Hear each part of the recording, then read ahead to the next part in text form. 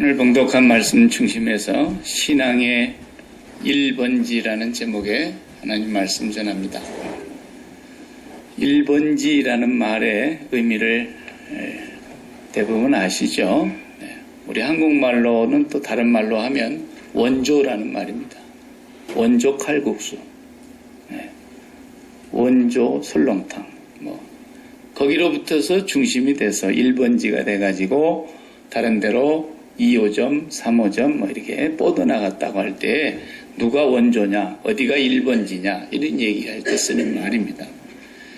그래도 세계 경제의 1번지 그러면 아직까지도 뉴욕 월스트리트를 다 얘기하죠. 또 세계 정치의 1번지 그러면 워싱턴 DC를 지금도 주목하고 있고요. 영화 산업의 1번지 그러면 할리우드가 아직까지는 죽지 않았습니다. 이런 1번지가 전 세계의 모든 중심이 되는 것을 말할 수 있고 거기서부터 새롭게 시작하는 지점, 출발점을 말할 수 있는 것입니다. 이런 관점에서 볼 때 예수를 믿고 하나님의 백성이 된 신앙인들이 자기 신앙이 새롭게 출발하는 지점, 그리고 자기 신앙생활 인생의 중심이 되는 지점, 그게 1번지라고 말할 수 있다고 하는 것입니다. 그게 어디겠느냐 하는 것을 오늘 본문에서 말씀해 주려고 하는 것입니다. 어떻게 보면 23장은 1절부터서 마지막 절까지가 장례식 하는 내용입니다. 아브라함의 아내요, 우리의 믿음의 열국의 어머니인 사라가 세상을 떠났습니다. 그래서 남편 된 아브라함은 그 장례식을 준비하는 내용이 23장 전체의 내용으로 기록하고 있습니다. 장지가 없어서 장지를 구입하는 장면부터서 설명이 나오고 있습니다. 굳이 아브라함을 그 동네 사람들이 벌써 수십 년 같이 살면서 지켜와 봤고 얼마 전에는 그 나라의 왕도 고개를 숙이고 와서 화친을 청할 정도로 그가 하나님의 방백이라는 것, 하나님을 섬기는 지도자라는 걸 그 사람들이 비록 이민자로 살고 나그네로 살아도 인정을 했습니다. 그 삶을 보면서 우리 중에 당신이 장지로 쓰겠다는데 반대할 사람 아무도 없으니까 우리가 만들어 놓은 묘실을 어디든지 쓰시고 싶은 대로 쓰십시오. 이렇게 얘기를 하는데도 굳이 돈을 주고 모든 사람들이 보는 앞에서 은 400세겔을 에브론에게 주고 그 밭과 그 밭에 딸려있는 장지, 통구를 샀습니다. 막벨라라는 말이 영어로 더블이라는 뜻입니다. 굴이 여러 개가 됐던 것 같아요. 그래서 그 밭 안에 있는 장지로 쓰려고 굴을 파놓은 것까지 다 포함해서 은 400에 사고, 요즘같이 시청에 등기가 없으니까 이것을 많은 사람들 앞에서 증거를 세워가지고 자기 이름으로 아브라함의 땅이라고 하는 것을 소유로 삼았습니다. 오늘 우리가 이 본문을 보면서 오늘 서론에는 그렇게 나오지 않습니까? 아브라함이 자기 아내 사레의 죽음 앞에 슬퍼하고 애통했다. 그래서 그 슬퍼했다는 단어가 단장이라는 뜻입니다. 창자가 끊어진다는. 우리 한국에도 미아리 고개를 단장의 미아리 고개라고, 한마는 미아리 고개라 그러지 않습니까? 거기에 철사줄로 쫑쫑 묶여가지고 끌려가던 그 사람들을 보면서 사랑하는 사람들과 이별했던 그 한마는 단장의 슬픔. 아브라함이 그렇게 울었다는 것. 얼마나 서럽고 얼마나 슬펐는지 한참을 울다가 그 슬픔을 달래고는 이제 정신 차리고 장지를 마련하러 나갔다. 생각해 보세요. 동서남북을 바라봐라 아브라함아. 내가 이 땅을 너에게 주리라. 너와 내 자손에게 줄 것이다. 그리고 내 자손은 하늘의 별처럼 바다의 모래알처럼 많을 것이다. 그 땅이 고향을 떠나온 지 75세의 아브라함이 떠나와서 그리고 사라는 65세의 남편을 따라와서 이 땅에서 62년을 살았습니다. 파란만장한 삶을 살았습니다. 127세의 사라가 남편보다도 무려 38년이나 앞서서 세상을 떠납니다.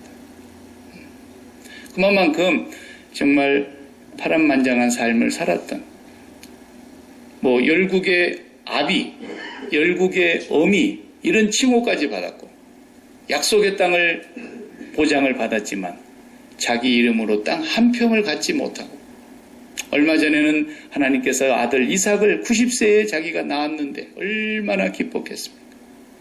그 아들 이삭이 37살이 이제 됐는데 자기가 127세에 죽으면서 그 아들을 장가도 보내지 못하고, 자기 이름으로 땅 한 평도 갖지 못하고, 그래도 이름은 거창하게 하나님께로부터 약속을 받는데 열국의 어미요 복지에 복의 근원이 될 거라고 말씀을 하셨습니다. 뭘 가진가는 거예요? 뭘 받은 겁니까? 정말 인간적으로 생각하면 진짜 한많은 삶만 사다가 한 사람입니다.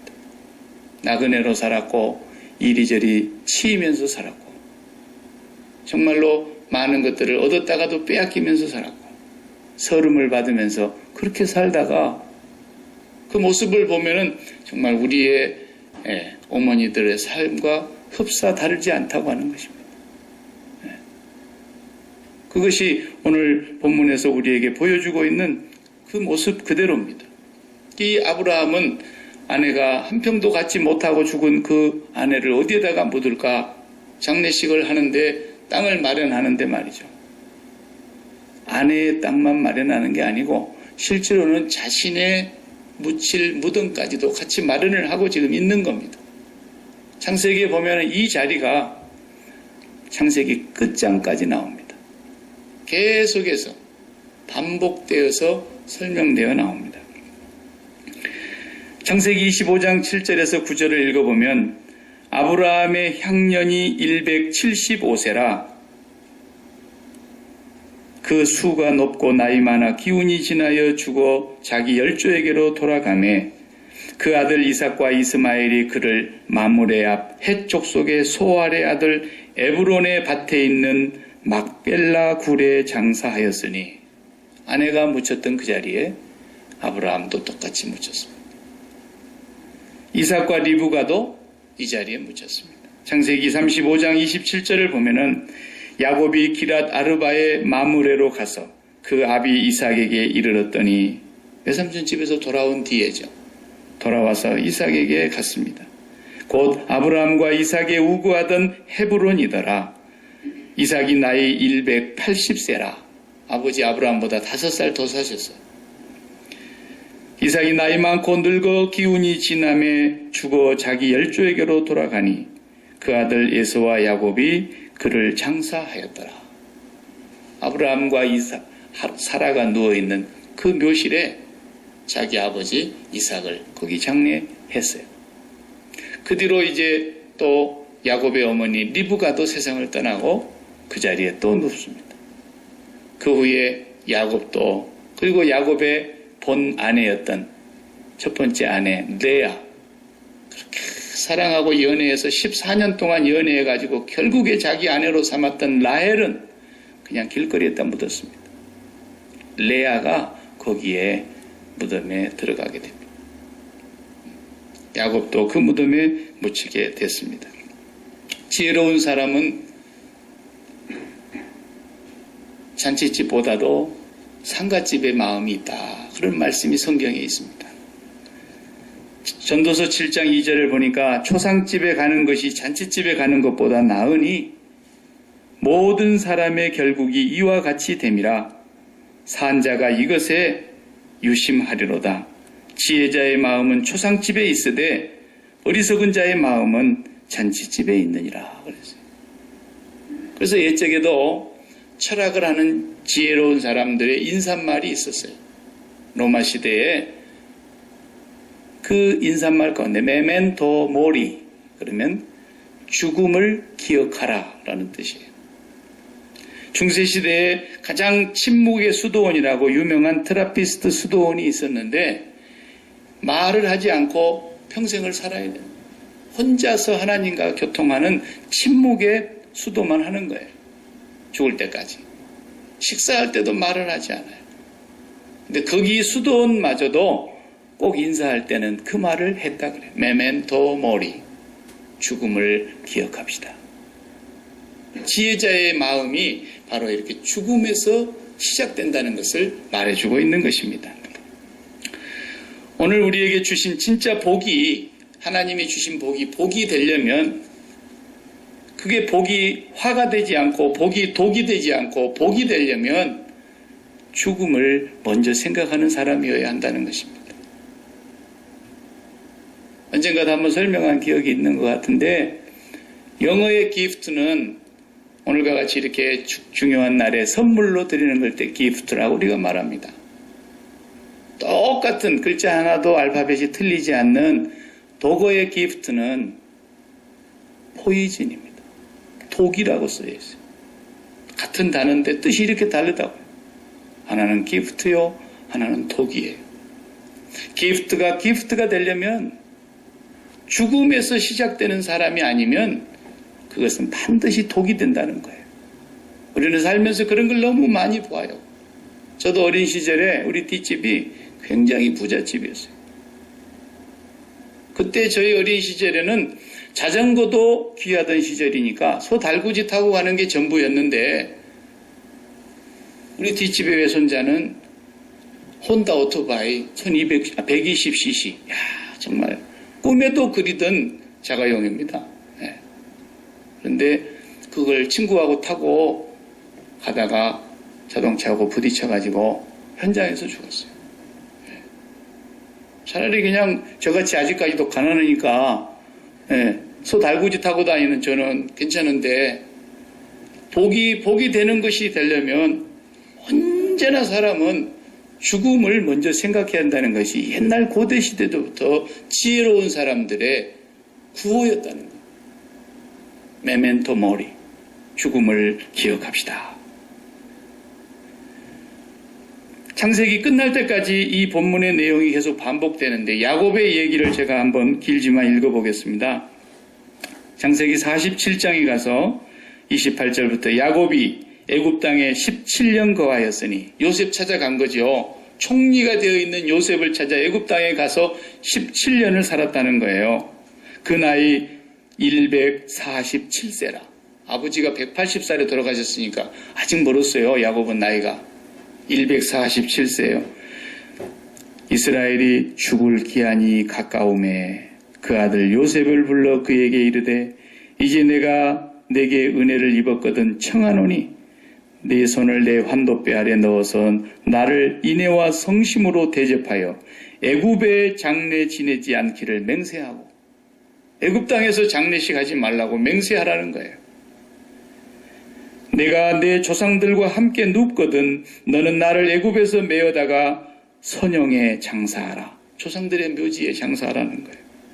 요셉이 가로되 내가 아버지의 말씀대로 행하리이다. 야곱이 또 가로되 내게 맹세하라. 요셉이 맹세하니 이스라엘이 침상에서 경배하니라. 이스라엘이 오히려 요셉에게 경배를 했다 그랬어요. 맹세하라는 거예요. 내 장례식을 애굽에서 하지 않고 나의 할아버지 아브라함과 나의 아버지 이삭이 누워있는 그 묘실에서 꼭 해달라고. 그가 그들에게 명하여 가로되 내가 내 열조에게로 돌아가리니 나를 햇사람 에브론의 밭에 있는 굴에 우리 부요조와 함께 장사하라. 이 굴은 가나안 땅 마므레 앞 막벨라 밭에 있는 것이라. 아브라함이 햇사람 에브론에게서 밭과 함께 사서 그 소유 매장지를 삼았으므로 아브라함과 그 아내 사라가 거기 장사되었고 이삭과 그 아내 리브가도 거기 장사되었으며 나도 레아를 그곳에 장사하였노라. 이 밭과 거기 있는 굴은 햇사람에게서 산 것이니라. 야곱이 아들에게 명하기를 마치고 그 발을 침상에 거두고 기운이 지나여 그 열조에게로 돌아갔더라. 야곱의 아들들이 아버지의 명을 쫓아 행하여 그를 가나안 땅으로 메어다가 막벨라 밭굴에 장사하였으니 이는 아브라함이 해쪽 속 에브론에게 밭과 함께 사서 소유 매장지를 삼은 곳이더라. 이렇게 해서 야곱의 일생까지가 끝나는 거예요. 그러면서 이 장지를 반드시 떠나지 못하게 하는 겁니다. 여기 23장의 내용이 그냥 장지 구입하고 사람 죽고 나서 장례식 하는 얘기 같은데 굉장히 중요한 복음의 내용을 담고 믿음의 조상 아브라함과 이삭과 야곱 이 3대가 가나안 땅의 이 굴에 장례를 치르게 됩니다. 요셉이 총리가 되어 있으니까 애굽에 내려간 거 아니겠습니까? 야곱이 거기 가서 얼마나 호강을 했는지 몰라요. 요즘 말로 하면 한 나라의 일국의 총리의 아버지인데 바로 임금이 얼마나 극진하게 대접을 했는지 좋은 고센 땅을 줬어요. 거기는 물도 넉넉하고 푸른 초원이고 거기서 목축업을 하면서 여생을 편안히 살다가 장례식을 애굽에서 하면 더 좋은 것이 지금도 우리가 과학적으로 증명이 되다시피 애굽의 미라에서 발견된 장례 그 풍습을 보십시오. 4,000년이 지난 지금도 그저 좀 북어 말려는 것 같긴 하지만 그래도 그것이 썩지 않고 지금까지도 보존되고 있을 정도로 장례 문화가 대단하지 않습니까? 그 이집트의 미라 안에 들어있는 왕실의 무덤을 보시면 지금도 그대로 보존되어 있어요. 그 총리의 아버지가 거기서 장례식을 해야 그 뭐 부조금도 더 많이 나올 수 있는 거고 쉽게 말하면 거기에 영광과 명예로운 장례식을 다 치를 텐데 무엇 때문에 어디 묻히면 뭐 어떻다고 꼭 그 자리를 가서 할 것을 아들에게 그 충성스럽고 효성스러운 요셉이 그냥 보통 얘기해도 알아들을 텐데 2번, 3번 맹세케 한단 말이죠. 이게 간단한 얘기가 아닙니다. 아브라함이 그 안에 사라의 장례식을 위해서 예비해 놓은 이 땅, 그리고 자기가 묻힐 그 땅, 그 장소, 이 무덤 자리가 바로 너는 열국의 아버지가 될 것이고 만민의 복의 조상이 될 것이고 동서남북을 내가 너와 내 후손에게 주리라고 하신 복의 근원이 되겠다고 약속을 받은 아브라함의 유일하게 자기 이름으로 자기 소유를 삼았던 땅이란 말이에요. 그 한 자리가, 이 무덤 자리가 바로 아브라함과 하나님과의 관계에서 1번지 장소예요. 복지의 1번지. 하나님과 살아가는 제1번지 삶이 된 것이에요. 예수를 믿는다는 말은 무슨 말이냐 하면 설명을 하면 졸업장을 받고 입학을 하는 삶이에요. 신앙은 패러독스라 그랬죠. 역설의 진리예요. 죽어야 사는 것처럼 이 예수를 믿는다는 말은 졸업장을 먼저 받고 입학을 하는 거예요. 쉽게 말하면 중학교 졸업장을 받은 사람이라야 중학교 입학을 허락한다는 뜻이에요. 말도 안 되는 얘기예요. 역설이. 예수를 믿는다는 말은 이 세상을 졸업한 사람만이 세상을 살아갈 수 있는 자격이 있다 그 말이에요.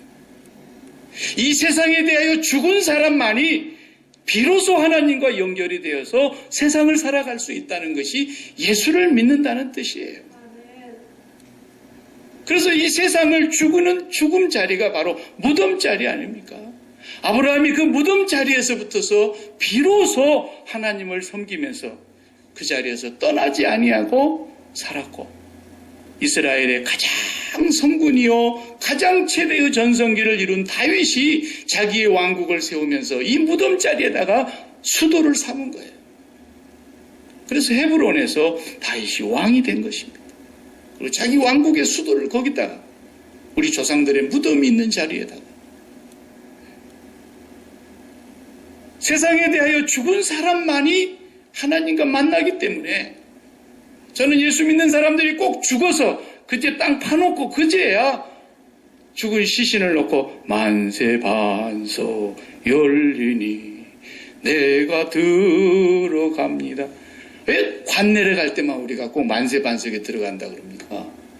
만세반석 예수 그리스도 안으로 들어가는 것은 세상 사람들과 달리 우리가 세상에 살고 있어도 세상의 졸업장을 받은 사람들이 이 세상에서 하나님의 백성으로 살아가는 나그네의 삶, 이방인의 삶, 순례자의 삶을 여기서 하나님과 연결되어 살아가는 삶을 살게 하시는 거거든요. 이 세상에 대하여 죽은 그 자리가 무덤 자리라고 한다면 바로 우리의 신앙의 1번지가 우리가 죽는 그 자리가 예수 그리스도가 죽은 십자가 자리란 말이에요. 그 십자가가 예수만 죽은 것이 아니라 예수와 함께 나도 함께 죽은 자리이기 때문에 주님이 2000년 전에 죽은 그 자리가 내 무덤 자리예요. 그래서 그 무덤 자리에서 십자가에서 죽은 사람들이 세상에 대하여 졸업장을 받고 세상을 살기 시작하는 자리가 거듭난 백성들의 삶의 자리라는 겁니다. 아브라함은 이 땅을 그렇게 소중하게 그냥 거저 가지라는데 누구 하나도 당신에게 그 땅을 가진다고 말할 사람이 없습니다. 우리 중에.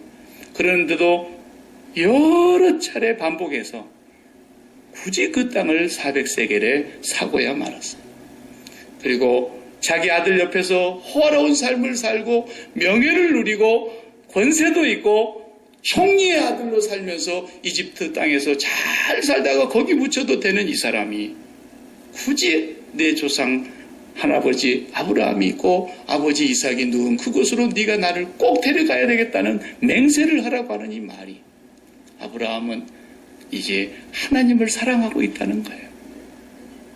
우리 아버지를 그렇게 믿음으로 섬겼던 아브라함이 누워있는 곳에, 우리 아버지가 그렇게 순종했던 하나님을 섬겼던 그 이삭이 누워있던 곳에 나도 그곳으로 가고 싶다는 거예요. 아들 옆이 아니라는 거예요. 오늘 우리가 신앙생활을 한다고 하는 것은 무엇을 말하는 것이냐? 이 세상을 졸업하고 세상을 살 입학을 하라는 거예요. 그 자리는 내 무덤 자리요, 그 자리가 바로 예수 그리스도의 십자가의 자리라는 것입니다. 그렇게 살아가는 사람만이 하나님이 하늘에서 당신의 뜻대로 디자인하시고 하나님이 인도하시는 그 삶을 살아갈 수 있게 된다는 거예요. 똑같이 헤브론에서 왕이 되려고 왕이다 하고 소리를 지르면서 거기서 횃불을 높이 쳐들고 자기를 추정하는 수백 수천의 백성들의 마음을 다 사로잡아가지고 아버지를 몰아내고 왕을 하려고 했던 다윗의 셋째 아들놈 압살롬이 거기서 그래서 죽었다고요. 아니 거기서 자기 꿈이 죽어야 되는데 거기서 자기의 욕망과 야망과 정치적인 명예를 회복하려고 아버지를 반역하고 거기서 아버지를 몰아내고 왕이 되려고 했던 자가 요압 왕의 진압군에 의해서 비참하게 죽지 않습니까? 자기 야망이 세상에서 죽지 않은 사람은 비참하게 살다가 끝난다는 거예요. 그래서 야곱이 나중에 우리가 야곱의 일생을 보면 야곱의 일생은 우리 인간의 일생을 그대로 그림으로 보여주는 삶이에요. 악착 같은 삶이에요. 복을 추구하기를 큰형님이 밖으로 나가는 것까지도 지가 먼저 나가려고 발뒤꿈치를 잡고 따라 나왔다니. 그래서 이름이 야곱이에요. 발뒤꿈치를 잡은 자, 야곱이라는 뜻이에요. 그리고 그 형을, 그렇게 배고픈 형을 주간 그릇을 그냥 못 주고 그냥 그 주간 그릇의 장자권을 빼앗았어요. 그래도 시원치 않으니까 아버지의 눈을 속여서 눈먼 아버지를 속이고 창자의 권을 다 받았어요. 그리고도 애굽집으로 도망가가지고 아내를 거두려고, 그 아내를 자기 아내로 만들려고, 큰딸을 먼저 주고 삼촌이 속이니까 그것도 자기 아내를 만들려고 14년 동안을 라헬을 연애하는 까닭에 7년을 더 봉사하는데 며칠 사는 것처럼 했다 그랬잖아요. 얼마나 연애를 했어. 그런데 결국은 야곱은 그 아들 옆으로 가지 않습니다. 그 사랑했던 여인의 아들 옆으로 안 가고 내 조상 아브라함과 이삭의 옆으로 가고 싶다라는 거예요. 이게 신앙이에요. 하나님과 가까워진 거예요. 그렇게 악착 같은 야곱이 이제는 세상의 모든 영광과 명예와 부귀와 이런 것 부요함을 다 버리고 척박한 땅 그 막벨라 굴로 돌아가겠다는 거예요. 하나님 앞으로 가기를 그렇게 사모했던 거예요. 그래서 성경은 증거하고 있습니다. 믿음의 조상 아브라함과 사라가 어떻게 살았더냐? 히브리서 11장에 보면은 믿음으로 제가 외방에 있는 것 같이 약속의 땅에 우거하여 동일한 약속을 유업으로 함께 받은 이삭과 야곱으로 더불어 장막에 거하였으니 이는 하나님이 경영하시고 지으실 터가 있는 성을 바랐음이니라. 믿음으로 사라 자신도 나이 늙어 단산하였으나 잉태하는 힘을 얻었으니 이는 약속하신 이를 미쁘신 줄 알미라. 이 사람들은 다 믿음을 따라 죽었으며 약속을 받지 못하였으되 그것들을 멀리서 보고 환영하며 또 땅에서는 외국인과 나그네로라 하는 증거를 얻었으니 이같이 말하는 자들은 본향을 찾아가는 것을 나타내미라. 저희가 나온 바 본향을 생각하였더라면 돌아갈 기회가 있었으려니와 저희가 이제는 더 나은 본향을 사모하니 곧 하늘에 있는 것이라. 아멘. 이 사람들은 그 땅, 가나안 땅이 자기들이 영원한 살 땅이 아니라 여기가 무덤자리를 마련한 곳이었다고 하는 것입니다. 무덤자리가 있다고 하는 것은 우리가 이 땅에서 영원히 살지 않는다는 것을 날마다 확인하는 자리였다는 것입니다. 이 땅이 나의 고향이 아니라 여기서 내가 묻힐 땅이고 죽을 땅이고 끝내야 될 땅이지만 이 땅을 졸업한 사람만이 이 세상을 살 자격이 있는 것입니다. 이 세상에 대하여 죽은 사람만이 하나님의 백성으로 이 땅에서 나그네로 살 수 있는 자격이 주어진다는 것입니다. 이 땅을 아브라함이 마련하고 그 후손들이 반드시 돌아오도록 만들었던 겁니다. 요셉도 나중에 유언을 하죠. 총리를 마치고 다 끝난 뒤에 요셉이 유언할 때 자기 아버지가 했던 유언을 동일하게 합니다. 우리 조상들에게 약속했던 하나님이 우리를 반드시 애굽에서 나가게 한다 그랬다. 400년 뒤에. 그때 내 해골을 꼭 메고 나가달라. 그리고 요셉이 유언을 하고 세상을 뜹니다. 출애굽 당시에 우리가 출애굽기를 읽어보면은 홍해바다를 건너서 나오는 이스라엘 백성들이 요셉의 유골을 메고 나왔더라 그러지 않습니까? 하나님의 약속을 굳게 믿었던 것입니다. 오늘 저와 여러분이 세상을 살아가면서 우리도 이 세상에 나의 삶의 왕국이 있지 않습니까? 내가 살아가려고 하는 인생의 모든 삶이 있는데 여러분 인생의 삶의 계획을 세우세요. 구체적으로 세우세요. 그렇지만 어디에서 세워야 되느냐? 무덤자리를 기억하고 세워야 합니다. 십자가 위에다 세우라는 말입니다. 메멘토 모리를 기억하고 우리의 삶을 세우라는 것입니다. 천년 만년 살 것처럼 그렇게 세우지 말고 야고보서 4장 13절에 야고보 사도가 그때 당시의 사람들의 모습을 보면서 한 말씀이 있지 않습니까? 오늘이나 내일이나 아무 도시에 가서 1년을 유하며 거기 유하여 장사하여 이득을 보리라 하는 자들아, 너희 생명이 무엇이냐? 너희는 잠깐 보이다가 없어지는 안개니라. 너희가 주님의 뜻이거든 이것도 하고 저것도 하고 살기도 하고 죽기도 할 것이라고 해야 할진데 너희가 그렇게 하지 아니하니 너희의 세운 모든 계획이 악한 계획일 뿐이라 그랬어요. 자식을 키우는데도 자식에 대하여 죽으세요. 사업을 시작하시는 분들도 사업에 대해서 죽으세요. 인생의 계획을 세우시는 분들도 이 땅의 삶에 대해서 죽으세요. 무덤 자리에서만이 우리의 삶이 시작되는 것이 그리스도인이에요. 아브라함 우리 믿음의 조상이 그렇게 살았다는 것을 우리에게 지금 설명하고 있는 것입니다. 그는 멀리서 그 고향을 바라보면서 하나님께서 지으실 성이 있는 것을 멀리서 바라보면서 아직 약속을 받지는 못하였지만 그래서 예수님께서 아브라함이 나를 보고 나의 때를 보며 얼마나 즐거워했는지 아느냐 그리 말했던 거예요. 우리의 믿음의 어머니 사라도 파란만장한 삶을 살았습니다. 약속의 땅을 받았지만 한 평도 자기 이름으로 갖지 못했고 눈을 감는 그 순간까지도 자기 이름으로 땅이 없었습니다. 남편 아브라함이 창지를 마련해야 했었습니다. 그 아들을 한번 제대로 키워보려고 그 하갈과 이스마엘을 눈물로 내보내는 그런 비참한 일도 있었습니다. 어쩔 수 없이 쫓아내야 했습니다.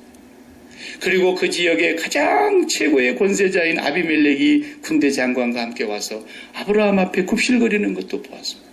이제는 살만하지 않습니까? 이제는 뭔가 이룰만 하지 않습니까? 그런데 땅 한 평 없이 눈을 감는단 말입니다.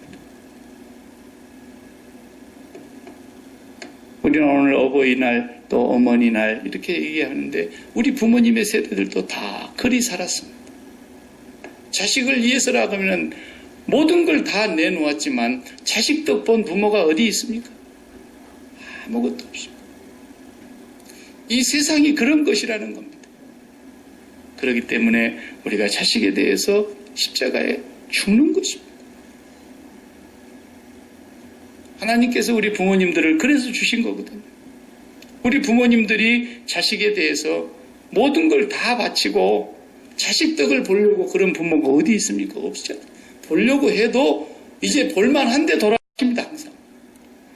그리고 망나니 같은 자식들도 다 정신 차리고 보면 부모가 안 계시잖아요. 세상에 어디 마음 붙일 때가 있습니까?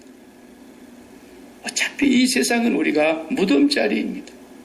여기서 시작하는 것이 인생이라는 것입니다. 세상 사람들은 천년만년 살 것처럼 계획하고 인생을 살지만 우리는 예수를 믿었다라는 말은 예수 그리스도와 함께 십자가에서 이 세상의 무덤자리를 발견했다라는 것입니다. 그리스도와 함께 세상에 대하여 죽고 세상이 또한 나에 대하여 그러하니라. 아무것도 나를 괴롭게 하지 말라. 내가 내 몸에 예수의 흔적을 가졌노라. 십자가의 흔적을 가졌다라는 거예요. 그리고 세상살이를 시작하는 것입니다. 바로 그 사람들에게 하나님께서는 하나님의 나라가 펼쳐지게 하고 하나님의 뜻이 이루어지게 하고 하나님께서 이 땅에서 하나님의 영광을 나타내실 거라는 말씀입니다. 기도하십시다.